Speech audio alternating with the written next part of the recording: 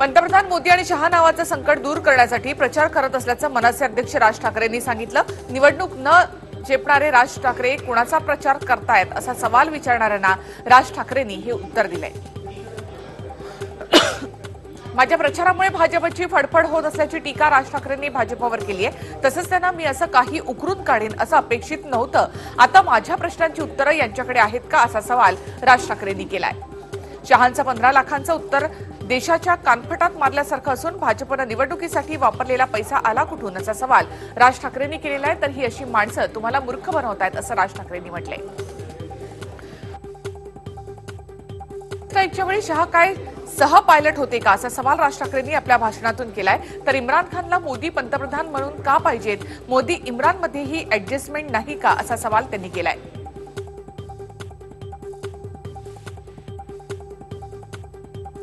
राज्यातील दुसऱ्या टप्प्यातील 10 मतदारसंघाच्या प्रचाराच्या तोफा थंडावल्यात। मराठवाड्यातील 6, विदर्भातील 3 आणि पश्चिम महाराष्ट्रातील 1 जागेचा समावेश या मतदारसंघांमध्ये आहे।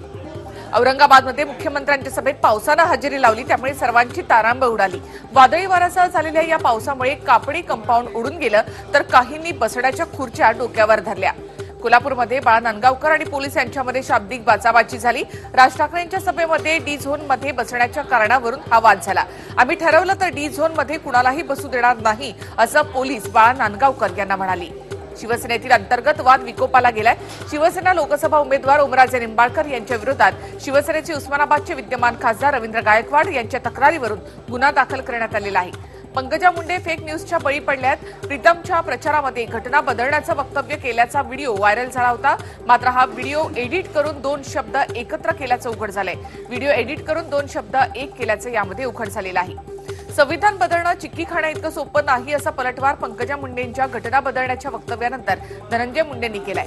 संविधान बदलण्याच्या वक्तव्याचा पंकजा मुंडे यांचा व्हिडिओ समोर आलेला होता। केंद्रीय मंत्री नितीन गडकरी यांनी सोलापूर लोकसभा मतदारसंघाचे भाजपचे उमेदवार यांचं नाव चुकवल्यामुळे मतदारसंघात चर्चेचा विषय ठरला। डॉक्टर जय सिद्धेश्वर शिवाचार्य महास्वामी हे भाजपचे उमेदवार आहेत। मात्र नितीन गडकरी यांनी त्यांच्या नावाचा उल्लेख जय सिद्धेश्वर ऐवजी जय विश्वेश्वर असा केला होता। मी आमदार महापौर असताना देवेंद्रभाई हाफ चड्डीमध्ये शाळेत जात होते, मग आता तुम्हाला विचारून भाषण करू का असा प्रश्न छगन भुजबळ यांनी केला। अहमदनगरमध्ये आयोजित सभेमध्ये ते बोलत होते। कांदिवली पूर्व भागामध्ये काँग्रेस उमेदवार उर्मिलाच्या रॅलीमध्ये आजही मोदीच्या घोषणा ऐकायला मिळाल्या। काल सुद्धा उर्मिला यांच्या प्रचार सभेमध्ये मोदींच्या नावानं घोषणाबाजी करण्यात आली होती। मात्र आजही घोषणाबाजी झाल्यामुळे उर्मिला यांचा आणि नारे मात्र मोदींचे असं चित्र या ठिकाणी पाहायला मिळालं। शिवसेना खासदार उमेदवार गजानन कीर्तीकर यांनी संजय निरुपम यांना प्रत्युत्तर दिलंय। संजय निरुपम यांना लेखाजोखा मांडायला मी बांधील नाही असं त्यांनी म्हटलं। तसंच मी मतदार राज्याकडे लेखाजोखा मांडेन असंही कीर्तीकर यांनी म्हटलेलं आहे। आजच्या पिढीनं छत्रपती शिवाजी महाराज, शाहू महाराज यांच्या विचारांचा अभ्यास करण्याची गरज आहे असं विधान खासदार संभाजीराजे यांनी केलेलं आहे। संभाजीराजे यांनी आज बीड लोकसभा मतदारसंघातील भाजप उमेदवार डॉक्टर प्रीतम मुंडे यांच्या निवासस्थानी भेट घेतली। बीडच्या सभेमध्ये अमरसिंग यांनी शरद पवारांचं वय झालंय असतानाही मोठ्या उत्साहामध्ये काम करत असल्याचं विधान केलेलं होतं। शरद पवारांनी त्यांना तिथेच टोकत मी म्हातारा झालेलो नाही असं उत्तर दिलंय। विरोधकांना वाटलं होतं आता एकनाथ खडसे परत येणार नाहीत, पण मी आलो असं म्हणत एकनाथ खडसेंनी जळगावमध्ये विरोधकांना टोला लगावलाय। प्रकृती अस्वस्थ असल्यामुळे ते रुग्णालयामध्ये उपचार घेत होते। मनसेनं भाजप विरोधी जोरदार मोहीम सुरू केली असून आता व्यंगचित्रामधून सुद्धा त्यांनी भाजपला घेरलंय। भाजप नाही तर भाजपा म्हणजेच भारतीय जुमला पार्टी असं असल्याचं व्यंगचित्र मनसेनं प्रसिद्ध केलं आहे। पंतप्रधान मोदींनी भुवनेश्वरमध्ये रोड शो केला। रोड शोच्या दरम्यान मोदींची घोषणाबाजी करण्यात आली। रस्त्याच्या एका बाजूला मोदींचा ताफा पुढे जात असताना दुसऱ्या रस्त्यावर पारंपरिक नृत्य करत पंतप्रधान मोदींचं स्वागतही करण्यात आलं। भाजप अध्यक्ष अमित शहा यांनी जीएस बसवराज यांच्या प्रचारासाठी कर्नाटकात रोड शो केला। रॅली काढत शक्ती प्रदर्शन करत अमित शहा यांनी जनतेला भाजपला मतदान करण्याचं आवाहन केलं। यावेळी अमित शहानी तुमकुरमध्ये सिद्धगंगा मठामध्ये जाऊन प्रार्थनाही केली। केंद्रीय मंत्री राज्यवर्धन राठोड यांनी जयपूर लोकसभा मतदारसंघातून उमेदवारी अर्ज दाखल केला। यावेळी योगगुरू रामदेव बाबा हे देखील उपस्थित होते। केंद्रीय गृहमंत्री राजनाथ सिंग यांनी आपला उमेदवारी अर्ज दाखल करण्यापूर्वी हनुमान सेतू इथे जाऊन हनुमानाचं दर्शन घेतलं। यावेळी मोठ्या प्रमाणामध्ये भाजपचे कार्यकर्ते उपस्थित होते। देवदर्शनानंतर राजनाथ सिंग यांनी शक्ती प्रदर्शन करत भव्य रॅलीही काढली। भाजप कार्यालयापासून जिल्हाधिकारी कार्यालयापर्यंत ही रॅली काढण्यात आली। त्यानंतर राजनाथ सिंग यांनी आपला उमेदवारी अर्ज दाखल केला।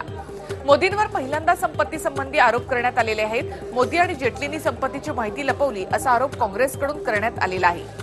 केंद्रीय मंत्री रविशंकर प्रसाद यांनी काँग्रेस अध्यक्ष राहुल गांधींविरोधात निवडणूक आयोगाकडे तक्रार दाखल केली आहे। पुराव्यांशिवाय चौकीदार चोर असल्याचं राहुल गांधी बोलतायत अशी तक्रार रविशंकर प्रसाद यांनी केली आहे। मद्दूर जिल्ह्याचे पंचायत अध्यक्ष आणि जेडीएसचे नगरनाथ स्वामी यांच्या घरावर आयकर विभागानं धाडी मारल्यात। तसंच इतर सदस्यांच्या घरांवर देखील आयटीनं धाड टाकली होती। उत्तर प्रदेशच्या बाराबांकी इथे पंतप्रधान नरेंद्र मोदी यांचे फोटो असलेले रेल्वे तिकीट दिल्याप्रकरणी 2 रेल्वे कर्मचाऱ्यांना निलंबित करण्यात आले। तिकिटाचा जुना रोल वापरल्यामुळे ही चूक झाल्याचं रेल्वेच्या एडीएमनी सांगितलेलं आहे। केरळमधील मंदिरामध्ये पूजा करताना काँग्रेसचे ज्येष्ठ नेते शशी थरूर यांना अपघात झाला होता। ते सध्या रुग्णालयामध्ये उपचार घेत आहेत। भाजपच्या नेत्या निर्मला सीतारामन यांनी शशी थरूर यांची भेट घेऊन त्यांच्या प्रकृतीची विचारपूस केली आहे। हा व्हिडिओ तुम्हाला आवडला असेल तर असे आणखी व्हिडिओ पाहण्यासाठी TV9चं YouTube चॅनल सबस्क्राईब करा, बेल बटन दाबा। ताज्या घडामोडींसाठी लॉग ऑन करा tv9marathi.com।